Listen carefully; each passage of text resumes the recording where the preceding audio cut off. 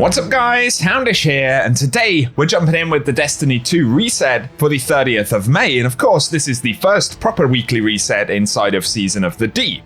And so we'll round up some of the content changes that we're going to see this week. That includes update to Season of the Deep content, of course, so things like the salvage activity and deep dives, but also the fishing rotation, which yes, is going to change. But on top of that, we have the ritual stuff, Vanguard, the Nightfall, as well as Crucible and Gambit. And we're going to see the return of the Iron Banner for the first time in the season, which is a nice early reprisal for the event. Of course, a refresh on the new dungeon, but also raid challenges, rewards, and a bunch of other stuff which we'll break down in the video. So as always, I hope this one is useful. But before we get into it guys, today's video is sponsored by World Anvil, which is the ultimate platform for world building. So World Anvil is a unique application which is awesome for writers, tabletop gamers, and fantasizers who are looking for a toolkit to imagine and catalog their universes, game worlds, stories, and characters in one convenient app. It has a bunch of features targeted at different users, including tabletop gamers, and with their player tools, we can build our own awesome RPG characters with special support for D&D, Pathfinder, Star Wars, Savage Worlds, and many more titles. This allows us to create profiles for our original characters where we can define their personalities, journal their daily experiences and backstories, as well as log in their achievements, various victories, and game progression. But on top of that, World Anvil has a bunch of tools for game masters, such as campaign and session management, and there are additional tools for writers, whether it's creative writing in your unique world, or for writing your own novels. There are some really unique features like interactive maps, timelines, and tables of contents. Plus it has built-in digital publishing and monetization options via your own storefronts. And so I totally recommend that you check it out, and if you use code XHoundishX at checkout, you can get a huge 40% discount for a yearly subscription. And so be sure to check out the details for World Anvil linked in the description box below. Now though, as we get into the weekly reset content for Destiny, initially, we are going to see a rotation in the salvage activity, so as far as I know, we should get another boss for that activity this week. There are only 2 unique bosses in that activity according to Triumph, so the assumption is that a different one will be featured this reset. And then similar for the deep dive activity, last week we had Jaws the Wrathborn Servitor, and it looks like this week we'll get Kudazad bound to Xivu Arath. That is assuming that those bosses rotate weekly, although that is typically the way things work with these activities. And additionally, we should see a featured exotic fishing pond in a different destination, so of course we have the Throne World and Nessus, which also feature fishing. And there are separate triumphs for each of those locations, so one to catch a whole bunch of fish in Throne World and another for Nessus. On top of that, there's one to catch every type of exotic fish, and as far as we know, each exotic fish is featured in a different location, so there'll be a bit of progress there for any fishing fans in Season of the Deep.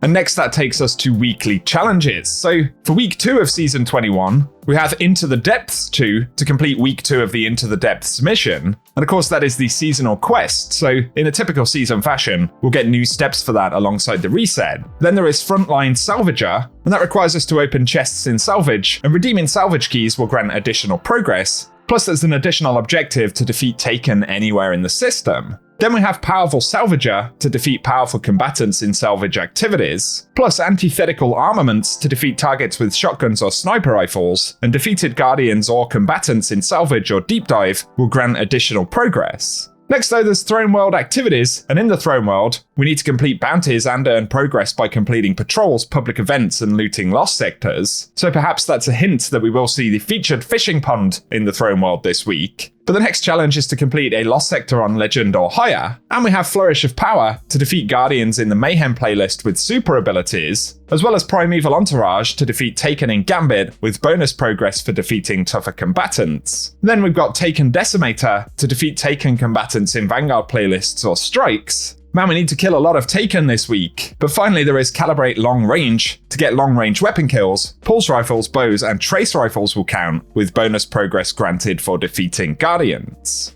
So those are the weekly challenges, but for the Vanguard, the featured Nightfall for this week will be the Corrupted. So everyone's favourite strikers returning as a Nightfall this season. We don't know what the weapon reward will be this week, as we haven't seen a full rotation just yet. So as always, I will keep you posted on that. But for the Crucible, as indicated in the triumphs right there, Zone Control and Mayhem will be featured this week, but we're also going to see the return of the Iron Banner for the first time this season. An Iron Banner this time around will have a couple of new weapons, so there's Pressurized Precision, which is a new fusion rifle. It's a strand fusion, which we'll be able to pick up in the activity. That's a pretty cool one. There's also the return of Swarm of the Raven, with a few updated bonuses there. And as always, there'll be a couple of other unique drops, plus the general Iron Banner pool that is still featured. A few things to touch on there, so I'll be posting a separate video shortly with a breakdown of Iron Banner details. On top of that, with the weekly reset, one of the top pieces of content this season is the refresh for the new dungeon, so we'll get new opportunities at all of the rewards, including the exotic in Ghosts of the Deep.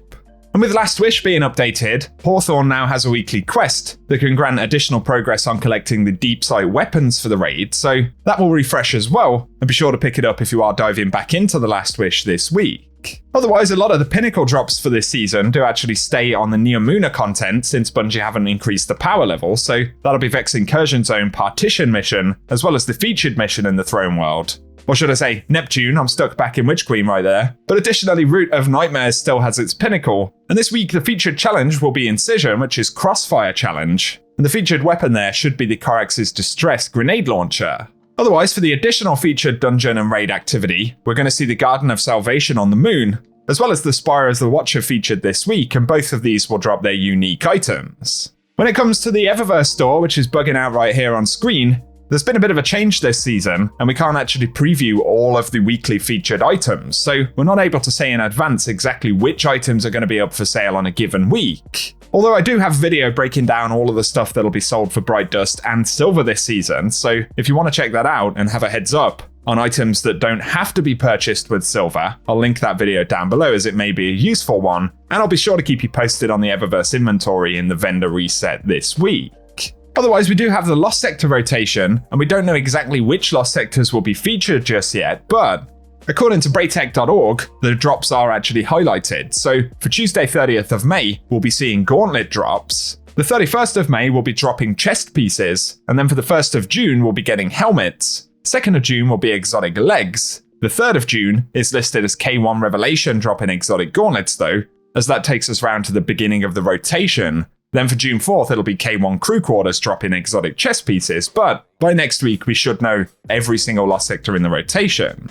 Otherwise, for Days of Eternity, we're not 100% clear if there's been an update to the additional world drops in there, but as far as we know, it does remain the same, and that should put us on rotation 2 loot drops, which include the Scatterhorn armor set, as well as the Prefectus armor, and a few weapons from Season of the Chosen and Season of the Lost. Otherwise though, if you happen to still be completing Ascendant challenges in the Dreaming City, this week we're going to see the Forfeit Shrine, which is accessed via the Gardens of Isilla, so I'll leave a clip at the end showing the location for that one this week. And otherwise guys, that's pretty much everything we can round up ahead of time for the weekly reset, so I hope the video has been useful, and if it has, a rating below really does help us out. As always, I'll keep you posted throughout the week on additional news. We'll have the vendor refresh video tomorrow, where we can look at the full Eververse store, so if you don't happen to be in the game at reset, stay tuned for that one. And feel free to turn on notifications and subscribe to the channel down below, and I'll keep you up to date. But otherwise, thank you for tuning in, and I hope you guys have an awesome day.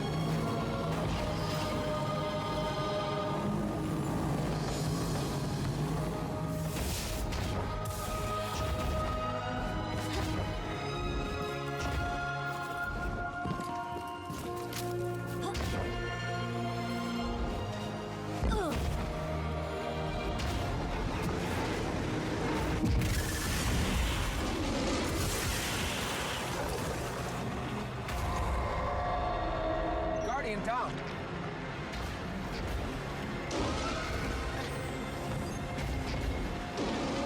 Guardian down.